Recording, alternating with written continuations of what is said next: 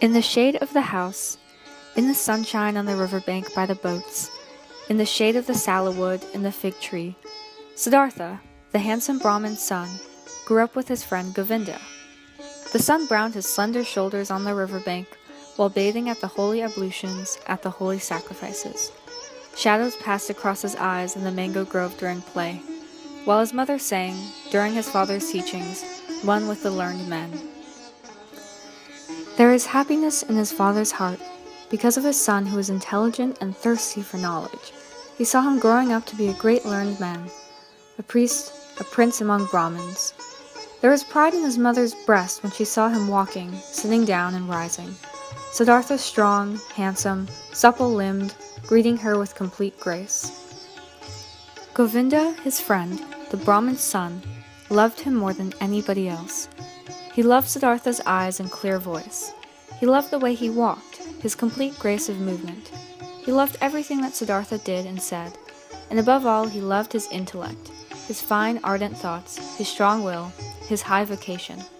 Govinda knew that he would not become an ordinary Brahmin, a lazy sacrificial official, an avaricious dealer in magic sayings, a conceited, worthless orator, a wicked, sly priest, or just a good, stupid sheep amongst a large herd. No, and he, Govinda, did not want to become any of these, not a Brahmin like 10,000 others of their kind. He wanted to follow Siddhartha, the beloved, the magnificent.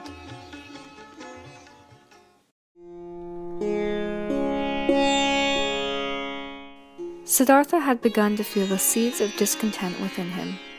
He had begun to feel that the love of his father and mother, and also the love of his friend Govinda, would not always make him happy, give him space, satisfy and suffice him. He had begun to suspect that his worthy father and his other teachers, the wise Brahmins, had already passed on to him the bulk and best of their wisdom, that they had already poured the sum total of their knowledge into his waiting vessel, and the vessel was not full, his intellect was not satisfied, his soul was not at peace, his heart was not still.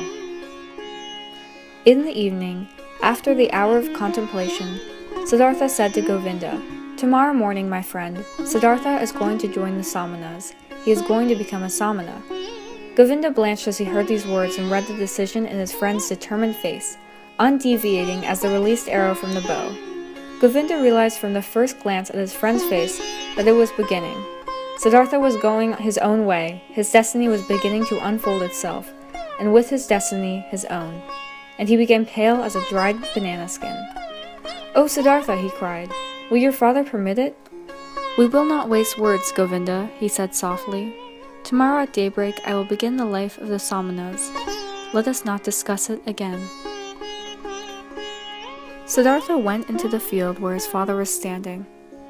He went up behind his father and remained standing there until his father felt his presence. "Is it you, Siddhartha? Then speak what is your mind." "With your permission, Father, I have come to tell you that I wish to leave your house tomorrow to join the ascetics. I wish to become a samana. I trust my father will not object."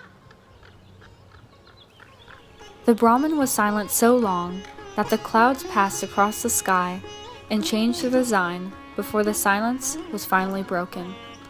His son stood silent and motionless with his arms folded.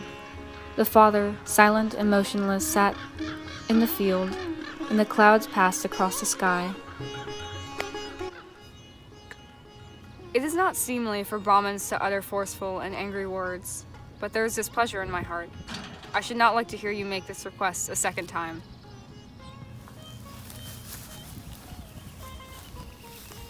Why are you waiting? You know why.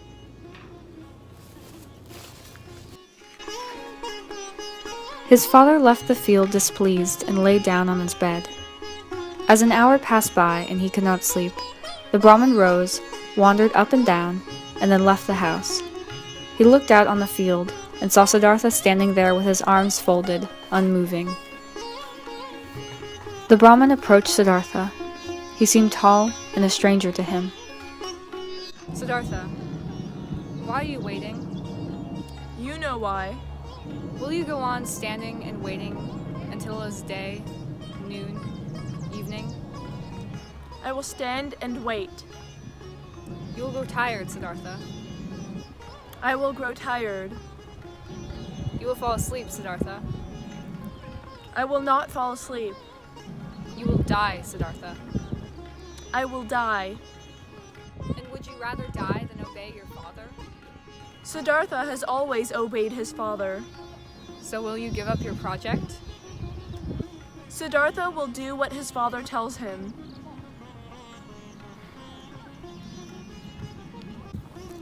The father realized that Siddhartha could no longer remain with him at home, that he had already left him. You will go into the forest and become a samana. If you find bliss in the forest, come back and teach it to me. If you find disillusionment, come back, and we shall again offer sacrifices to the gods together. Now go. Kiss your mother and tell her where you are going. The Brahmin dropped his hand from his son's shoulder and went out. Siddhartha swayed as he tried to walk. He controlled himself, bowed to his father, and went to his mother to do what he had been told to him. As, with benumbed legs, he slowly left the sleeping town at daybreak, a crouching shadow emerged from the last hut and joined the pilgrim. It was Govinda.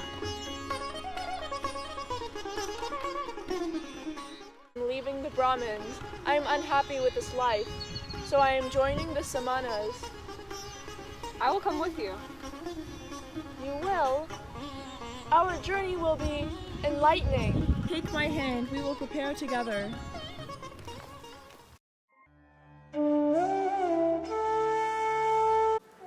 On the evening of that day, they overtook the Samanas and requested their company and allegiance. They were accepted. Siddhartha gave his clothes to a poor Brahmin on the road, and only retained his loincloth and earth-colored unstitched cloak. He only ate once a day and never cooked food. He fasted 14 days. He fasted 28 days. The flesh disappeared from his legs and cheeks. Siddhartha had a single goal, to become empty of thirst, desire, dreams, pleasure, and sorrow, to let the self die, no longer to be self, to experience the peace of an empty heart, to experience pure thought. That was his goal. When all the self was conquered and dead, when all passions and desires were silent, then the last must awaken, the innermost of being that is no longer self, the great secret. Silently, Siddhartha stood in fierce sun's rays, filled with pain and thirst, and stood until he no longer felt pain and thirst. Instructed by the eldest of the Samanas, Siddhartha practiced self-denial and meditation according to the Samana rules. Siddhartha learned a great deal from the Samanas. He learned many ways of losing the self. He traveled along the path of self-denial through pain, through voluntary suffering and conquering of pain, through hunger, thirst, and fatigue. At his side lived Govinda, his shadow. He traveled along the same path, made the same endeavors. They rarely conversed with each other apart from the necessities of their service and practices. Sometimes they went together through the villages in order to beg for food themselves and their teachers. What do you think, Govinda? Have we gone any further? Have we reached our goal? We have learned, but we're still learning.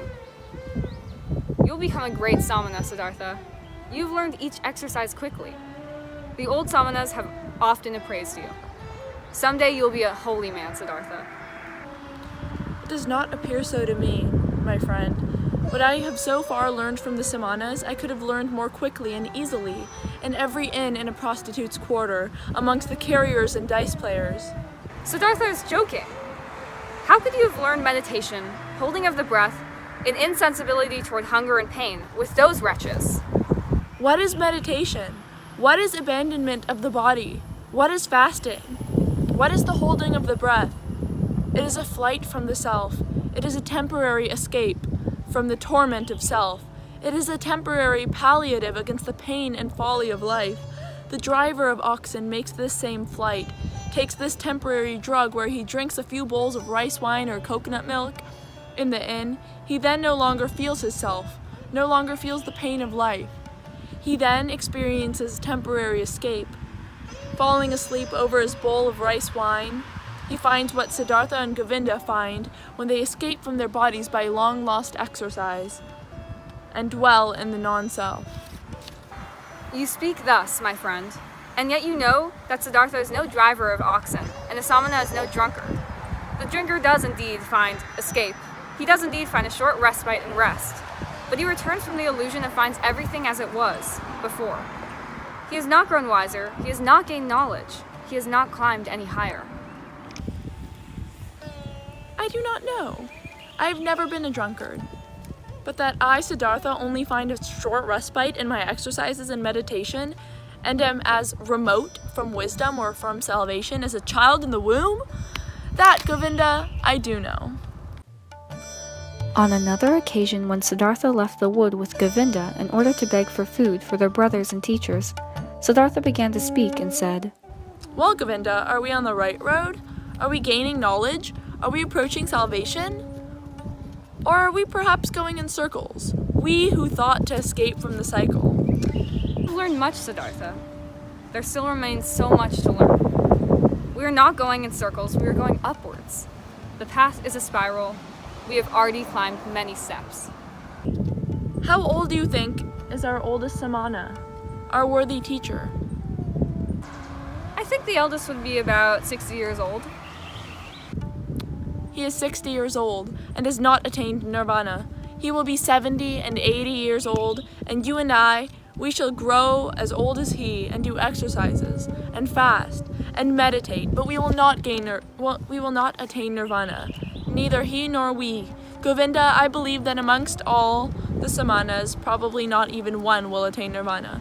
We will find consolations, we will learn tricks which will deceive ourselves, but the essential thing, the way, we do not find. Do not utter such dreadful words, Siddhartha. How could it be that amongst so many learned men, amongst so many Brahmins, amongst so many austere and worthy samanas, amongst so many seekers, so many devoted to the inner life, so many holy men, none will find the right way?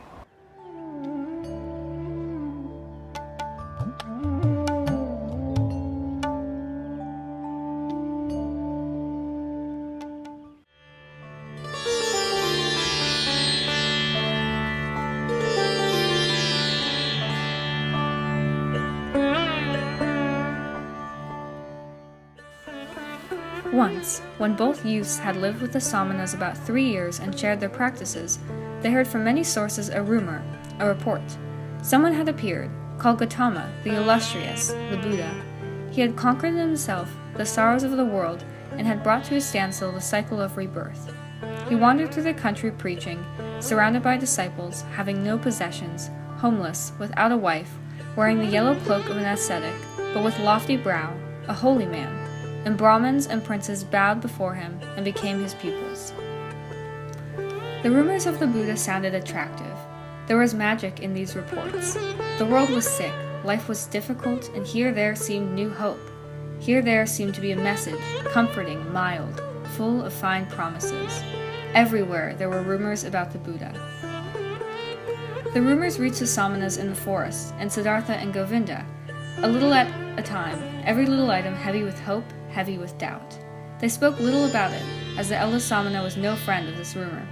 He had heard that this alleged Buddha had formerly been an ascetic and had lived in the woods, had then turned to high living and the pleasures of the world, and he held no brief for this Gautama. Govinda showed interest, though. Siddhartha, today I was in the village and a Brahmin invited me to enter his house, and in the house was a Brahmin's son, from Magdaha. He had seen the Buddha with his own eyes and heard him preach. Truly, I was filled with longing and thought. I wish that both Siddhartha and I may live to see the day when we can hear the teachings from the lips of the Perfect One. My friend, shall we not also go hither and hear the teachings from the lips of the Buddha? I always thought that Govinda would remain with the samanas. I always believed it was his goal to be 60 and 70 years old and still practice the arts and exercises which the samanas teach. But how little did I know Govinda? How little did I know what was in his heart? Now, my dear friend, you wish to strike a new path and go and hear the Buddha's teachings? It gives you pleasure to mock me. No matter if you do, Siddhartha.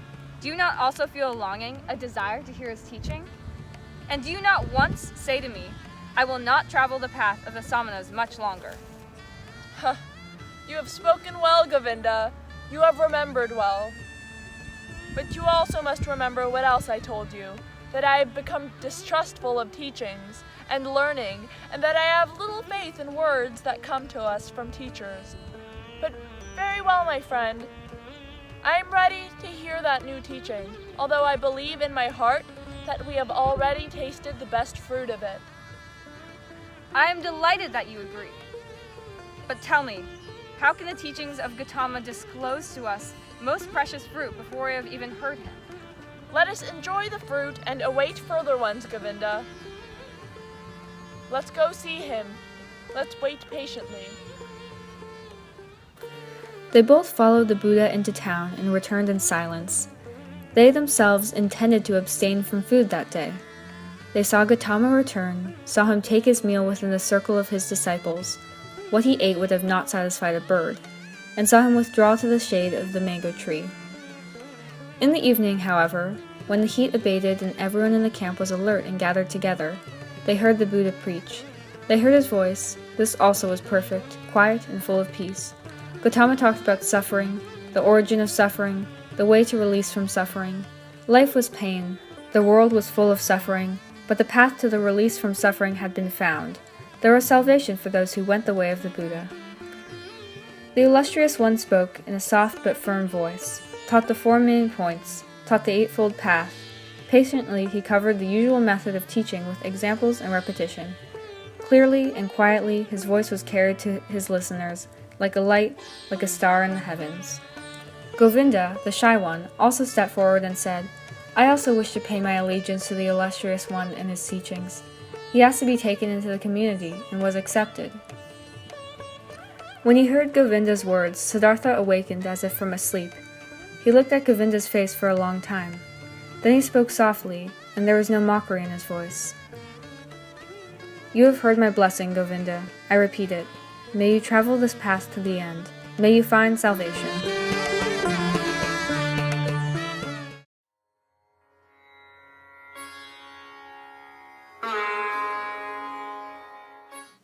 Siddhartha learned something new on every step of his path, for the world was transformed and he was enthralled. He saw the sun rise over the forests and mountains and set over the distant palm shore. At night he saw the stars in the heavens and the sickle-shaped moon floating like a boat in the blue. He saw trees, stars, animals, clouds, rainbows, rocks, weeds, flowers, brook and river, the sparkle of dew on bushes in the morning, distant high mountains blue and pale. Birds sang, bees hummed, the wind blew gently across the rice fields. All this, colored and in 1,000 different forms, had always been there. The sun and moon had always shone, the rivers had always flowed, and the bees had hummed. But in previous times all this had been nothing to Siddhartha but a fleeting and elusive veil before his eyes, regarded with distrust, condemned to be disregarded and ostracized from the thoughts, because it was not reality, because reality lay on the other side of the visible. But now his eyes lingered on this side. He saw and recognized the visible, and he sought his place in this world. He did not seek reality. His goal was not on any other side. The world was beautiful when looked at in this way, without any seeking, so simple, so childlike. All this had always been, and he had never seen it. He was never present. Now he was present and belonged to it. Through his eyes he saw light and shadows. Through his mind he was aware of moon and stars.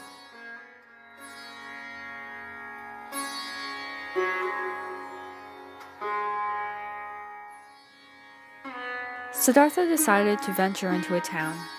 On the way, he remembered all that he had experienced in the garden of Jetavana, the teachings that he had heard there from the holy Buddha, and his parting from Govinda. Siddhartha stayed with a ferryman. As the day began, Siddhartha asked his host to take him across the river. The ferryman took him across on his bamboo raft. The broad sheet of water glimmered pink in the light of the morning. "It is a beautiful river," he said to his companion. "Yes," said the ferryman. "It is a very beautiful river. I love it above everything. I have often listened to it, gazed at it, and I have always learned something from it. One can learn much from a river." "Thank you, good man," said Siddhartha as he landed on the other side.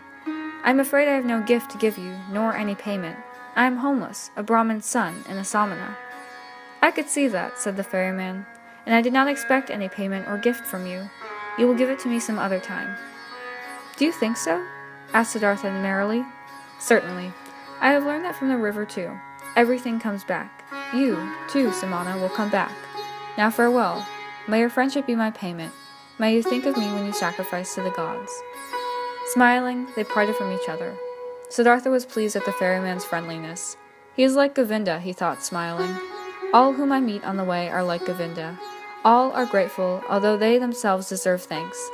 All are subservient, all wish to be my friend, to obey and to think little. People are children. At midday, he passed through a village. Children danced about in the lane in front of the clay huts. They played with pumpkin stones and mussels. They shouted and wrestled with each other, but ran away timidly when the strange samana appeared. At the end of the village, the path went alongside a garden, and at the edge of the garden, a young woman was kneeling and watering plants. She stood up when he came towards her, her moist lips gleaming attractively in her young face. She exchanged light remarks with him, asked if he had yet eaten, and whether it was true the samanas slept alone in the forest at night and were not allowed to have any women with them. Greetings, beautiful woman. Greetings, Samana. You're beautiful yourself. Why, thank you. I've seen no one with such lovelier eyes than yourself. Have you eaten? I have not eaten for many days. I have been traveling on foot in these rags.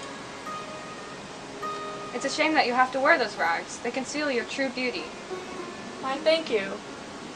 Perhaps I will come back to feast with you when I look a man worthy of your love. Surely.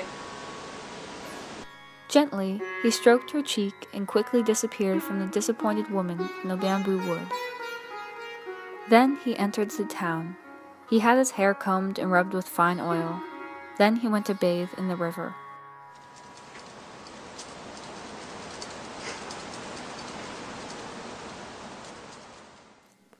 When the beautiful Kamala was approaching her grove in the late afternoon in her sedan chair, Siddhartha was at the entrance. He bowed to her. Did you not stand outside yesterday and greet me? Yes, indeed. I saw you yesterday and greeted you. But did you not have longer hair? And dust in it? You have observed well. You have seen everything. You have seen Siddhartha, the Brahmin's son, who left his home in order to become a samana, and who was a samana for 3 years. Now, however, I have left that path and have come to this town, and the first person I met before I reached the town was you. I have come here to tell you, O Kamala, that you are the first woman to whom Siddhartha has spoken without lowered eyes. Never again will I lower my eyes when I meet a beautiful woman. Is it all Siddhartha has come to tell me? I have come to tell you this and to thank you, because you are so beautiful. And if it does not displease you, Kamala, I would like to ask you to be my friend and teacher, for I do not know anything of the art of which you are mistress. It has never been my experience that a samana from the woods should come to me and desire to learn from me. Never has a samana with long hair and an old torn loincloth come to me. Many young men come to me, including Brahmin sons, but they come to me in fine clothes, in fine shoes. There is a scent in their hair and money in their purses. That is how these young men come to me, O Samana. I am already beginning to learn from you. I already learned something yesterday. Already I have gotten rid of my beard. I have combed and oiled my hair. There's nothing much more that is lacking, and most excellent lady, fine clothes, fine shoes, and money in my purse. Siddhartha has undertaken to achieve more difficult things than what I decided to undertake yesterday. To be your friend and to learn the pleasures of love from you, you will find me an apt pupil, Kamala. I have learned more difficult things than what you have to teach me. So Siddhartha is not good enough for you as he is, with oil in his hair, but without clothes, without shoes, and without money? No, he is not yet good enough. He must have clothes, fine fine shoes, and plenty of money in his purse, and presents for Kamala. Do you know now, Samana from the woods? Do you understand? I understand very well. How could I fail to understand when it comes from such a mouth? Your mouth is a freshly cut fig, Kamala. My lips are also red and fresh, and will fit yours well. You will see. But tell me, fair Kamala, are you not at all afraid of the samana from the forest who has come to learn about love? Why should I be afraid of a samana, a stupid samana from the forest, who comes from the jackals and does not know anything about women? Oh, the samana is strong and afraid of nothing. He could force you, fair maiden. He could rob you. He could hurt you. No, samana, I am not afraid.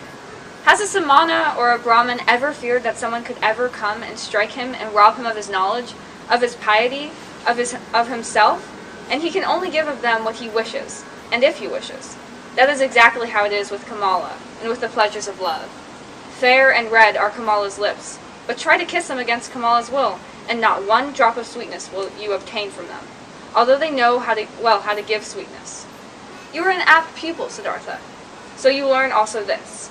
One can beg, buy, be presented with, and find love in the streets, but it can never be stolen. You have misunderstood. Yes, it would be a pity if a fine young man like you misunderstood. You are right, Kamala. It would be a pity. It would be a very great pity. No drops of sweetness must be lost from your lips, nor from mine. So Siddhartha will come again when he has what he is lacking, in clothes, shoes, and money. But tell me, fair Kamala, can you not give me a little advice? Advice? Why not? Who would not willingly give advice to a poor, ignorant samana who comes from the jackals in the forest? Dear Kamala, where can I go in order to obtain these 3 things as quickly as possible? My friend, many people want to know that. You must do what you have learned and obtain money, clothes, and shoes for it. A poor man cannot obtain money and otherwise. I can think, I can wait, I can fast. Nothing else? Nothing. Oh yes, I can compose poetry. Will you give me a kiss for a poem? If I do so, if your poem pleases me. What is it called? Into her grove went the fair Kamala. At the entrance to the grove stood the brown samana, and he saw the lotus flower. Deeply he bowed, smiling, acknowledged Kamala. Better, thought the young samana, to make sacrifices to the fair Kamala than to offer sacrifices to the gods. Wow, your poetry is very good, samana, and truly there is nothing to lose if I give you a kiss for it.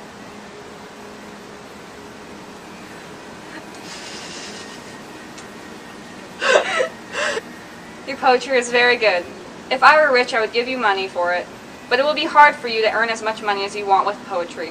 For you will not need much money if you want to be Kamala's friend. How you can kiss Kamala?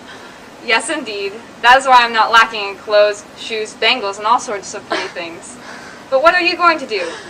Cannot you do anything else besides think, fast, and compose poetry? I also know the sacrificial songs, but I will not sing them anymore. I also know incantations, but I will not pronounce them anymore. I have read the scriptures. Wait, you can read and write? Certainly I can. Many people can do that. Not most people. I cannot. It is very good that you know how to read and write. Very good. You might even need the incantations. I think I have a visitor. Hurry and disappear, Siddhartha. Nobody must see you here. I will see you again tomorrow. I look forward to it.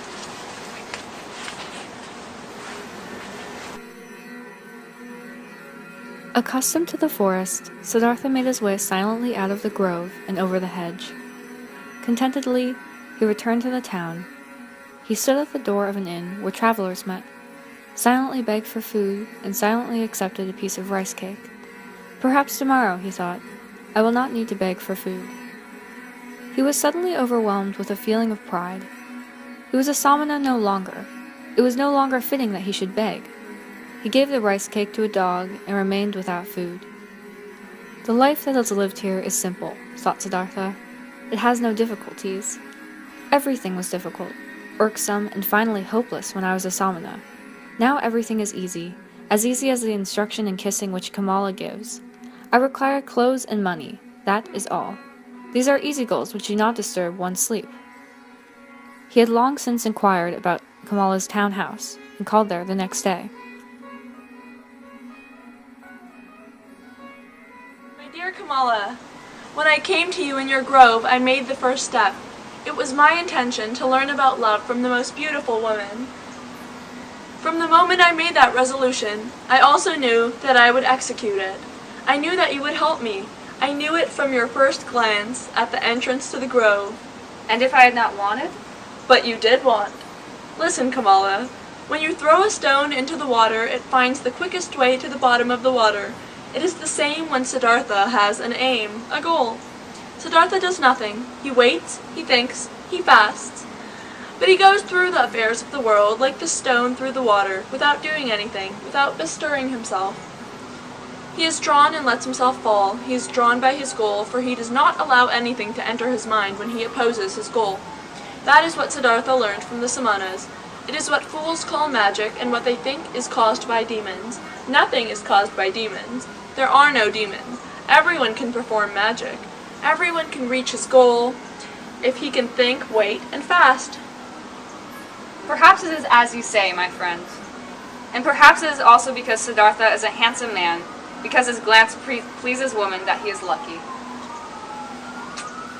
May it be so, my teacher. May my glance always please you. May good fortune always come to me from you.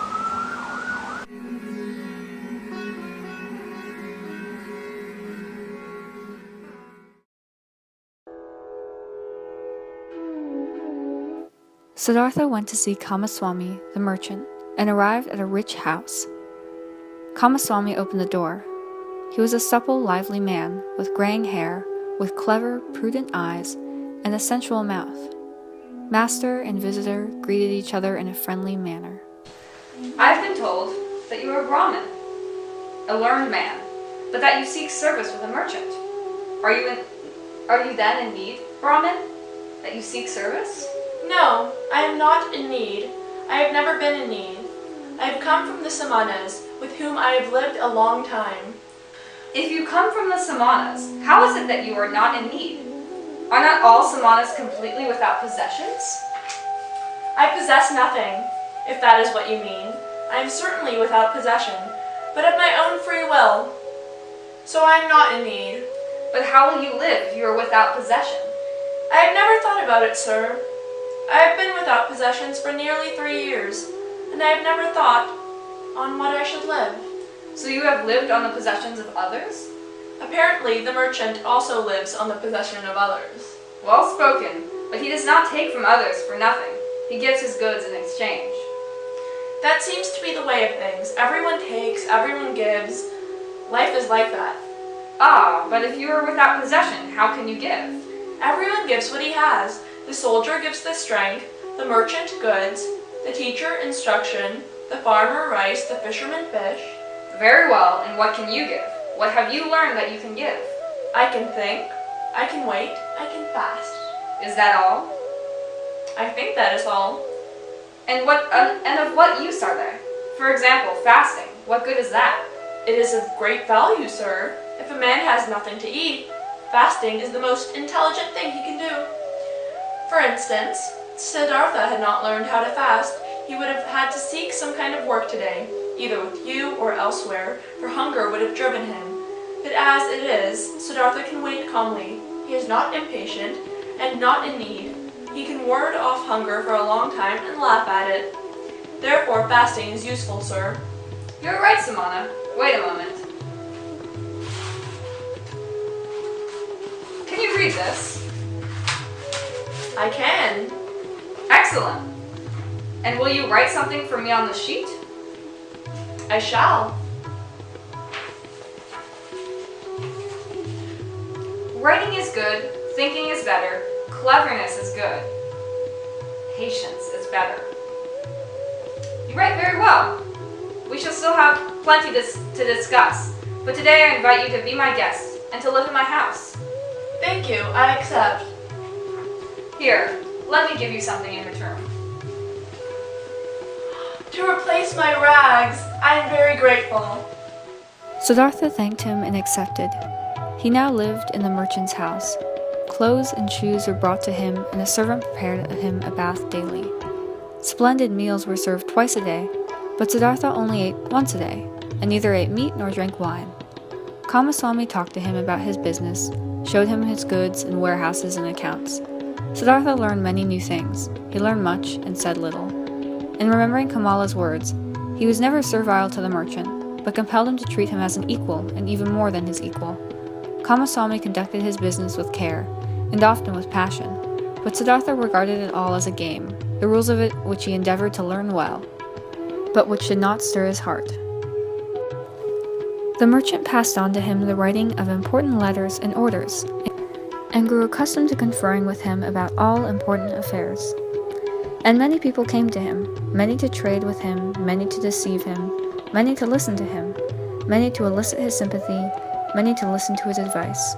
He gave advice, he sympathized, he gave presents, he allowed himself to be cheated a little, and he occupied his thoughts with all this game and the passion with which all the men play it, as much as he had previously occupied his thoughts with the gods and Brahman. His real self wandered elsewhere, far away, wandered on, invisibly, and had nothing to do with his life. He was sometimes afraid of these thoughts and wished that he could also share their childish daily affairs with intensity, truly to take part in them, to enjoy and to live their lives, instead of only being there as an onlooker.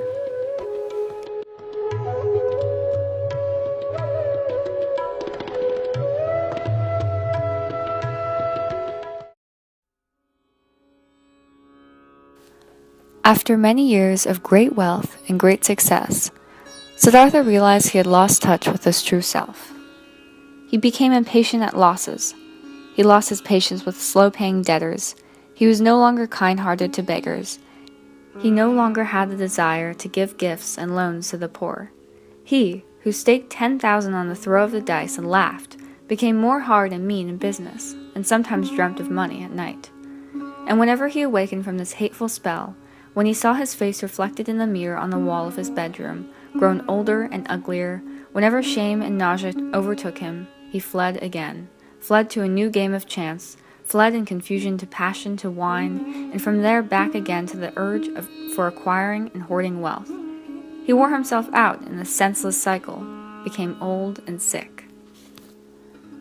One day, Siddhartha wandered into the forest, already far from the town, and knew only one thing, that he could not go back, that the life he had lived for many years was past, tasted and drained to a degree of nausea. He was deeply entangled in samsara. He had drawn nausea and death to himself from all sides, like a sponge that absorbs water until it is full. He was full of ennui, full of misery, full of death. There was nothing left in the world that could attract him, that could give him pleasure and solace. Siddhartha reached the long river in the wood, the same river across which a ferryman had once taken him when he was still a young man and had come from Gautama's town. He stopped at this river and stood hesitatingly on the bank. Fatigue and hunger had weakened him. Why should he go any further? Where, and for what purpose?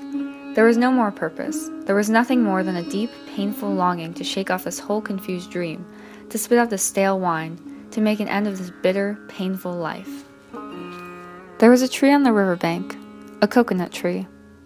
Siddhartha leaned against it, placed his arm around the trunk, and looked down into the green water which flowed beneath him. He looked down and was completely filled with the desire to let himself go and be submerged in the water. Om, he pronounced inwardly, and he was conscious of Brahman, of the indestructibleness of life. He remembered all that he had forgotten, all that was divine. But it was only for a moment, a flash. Siddhartha sank down at the foot of the coconut tree, overcome by fatigue. Murmuring Om, he laid his head on the tree roots and sank into a deep sleep. After his wonderful sleep, permeated with Om, how could he help but love someone and something? That was just the magic that had happened to him during his sleep and the Om in him. He loved everything. He was full of joyous love towards everything that he saw. And it seemed to him that this is why he was previously so ill, because he could love nothing and nobody. How strange his life had been, he thought. He wandered along strange paths. As a boy, I was occupied with the gods and sacrifices. As a youth, with asceticism, with thinking and meditation. I was in search of Brahman, and revered the eternal in Atman. As a young man, I was attracted to expiation. I lived in the woods, suffered heat and cold. I learned to fast. I learned to conquer my body. I then discovered with wonder the teachings of the great Buddha. I felt knowledge in the unity of the world circulate me like my own blood, but I also felt compelled to leave the Buddha and the great knowledge. I went and learned the pleasures of love from Kamala and business from Kamaswami. I hoarded money, I squandered money, I acquired a taste for rich food. I learned to stimulate my senses. I had to spend many years like that in order to lose my intelligence, to lose the power to think, to forget about the unity of things. Is it not true that slowly and through many deviations I changed from a man into a child, from a thinker into an ordinary person? And yet this path has been good, and the bird in my breast has not died. But what a path it has been! I have had to experience so much stupidity, so many vices, so much error, so much nausea, disillusionment and sorrow, just in order to become a child again and begin anew. But it was right that it should be so. My eyes and heart acclaim it. I had to experience despair. I had to sink to that greatest mental depths, to thoughts of suicide, in order to experience grace, to hear Om again, to sleep deeply again, and to awaken refreshed again. I had to become a fool again in order to find Atman in myself. I had to sin in order to live again. Whither will my path yet lead me? This path is stupid. It goes in spirals, perhaps in circles, but whichever way it goes, I will follow it.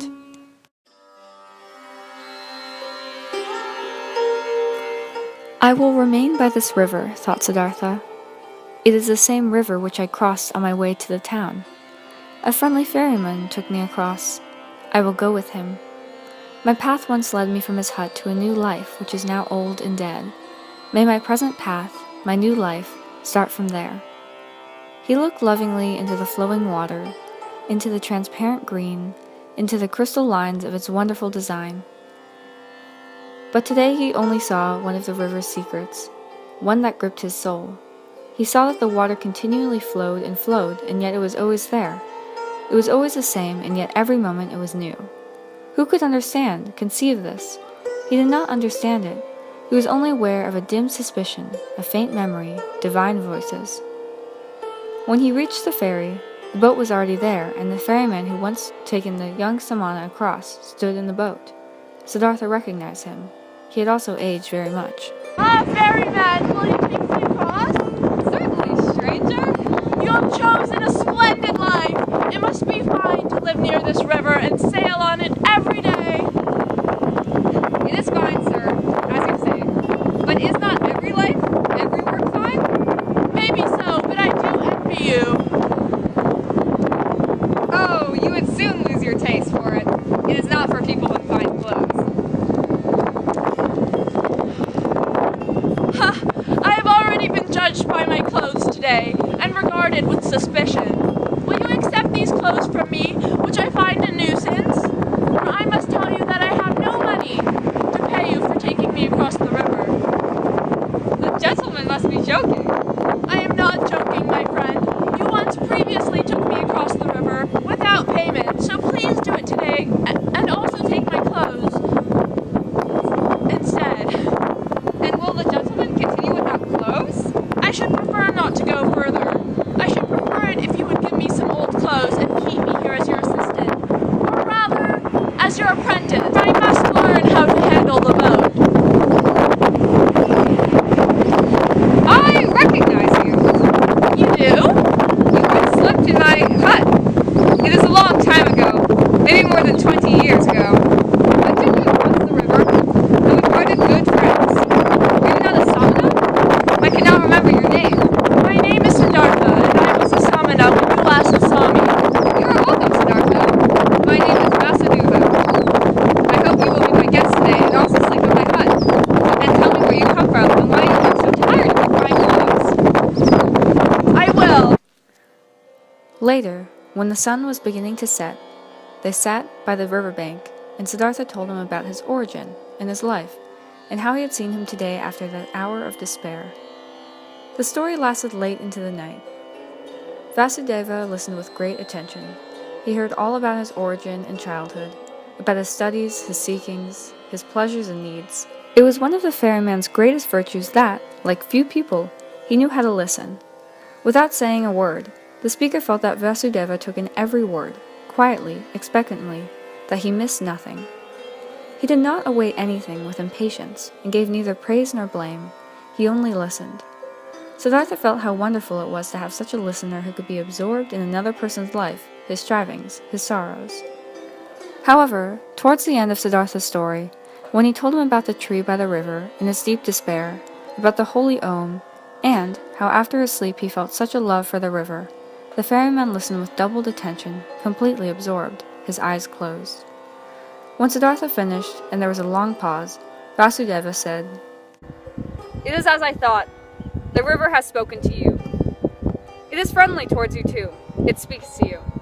That is good. Very good. Stay with me, Siddhartha, my friend. I once had a wife. Her bed was at the side of mine, but she died long ago. I have lived alone for a long time. Come and live with me. There is room and food for both of us. I thank you, and accept. I also thank you, Vasudeva, for listening so well. There are few people who know how to listen, and I have not met anybody who can do so like you. I will also learn from you in that respect. You will learn it, but not from me. The river has taught me how to listen. You will learn from it too. The river knows everything, one can learn everything from it. You have already learned from the river that it is good to strive downwards, to sink, to seek the depths. The rich and distinguished Siddhartha will become a rower. Siddhartha, the learned Brahmin, will become a ferryman. You have also learned from this river. You will learn the other thing, too. What other thing? It has grown late. Come now.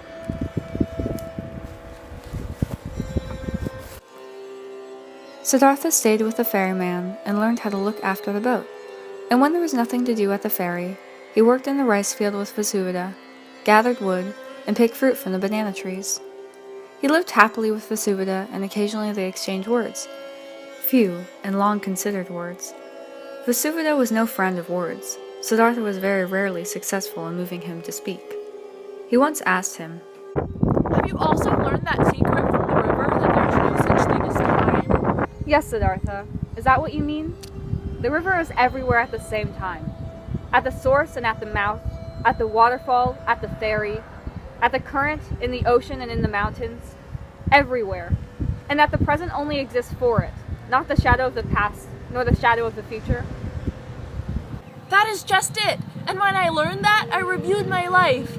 And it was also a river. And Siddhartha the boy, Siddhartha the mature man, and Siddhartha the old man were only separated by shadows, not for reality. Siddhartha's previous lives were also not in the past, and his death and his return to Brahma are not in the future. Nothing was, nothing will be, everything has reality and presence. And once again, when the river swelled during the rainy season and roared loudly, Siddhartha said, Is it not true, my friend, that the river has very many voices? Has it not the voice of a king, of a warrior, of a bull, of a night bird, of a pregnant woman and a sighing man, and 1,000 other voices? It is so. The voices of all living creatures are in its voice. As time went on, his smile began to resemble the ferryman's, was almost equally radiant, almost equally full of happiness, equally lighting up through 1,000 little wrinkles, equally childish, equally senile. Many travelers, when seeing both ferrymen together, took them for brothers. Often they sat together in the evening on the tree trunk by the river. They both listened silently to the water, which to them was not just water, but the voice of life, the voice of being, the perpetual becoming. And it sometimes happened that while listening to the river, they both thought the same thoughts, perhaps of conversation of the previous day, or about one of the travelers whose fate and circumstances occupied their minds, or death, or their childhood. And when the river told them something good at the same moment, they looked at each other, both thinking the same thought, both happy at the same answer to the same question.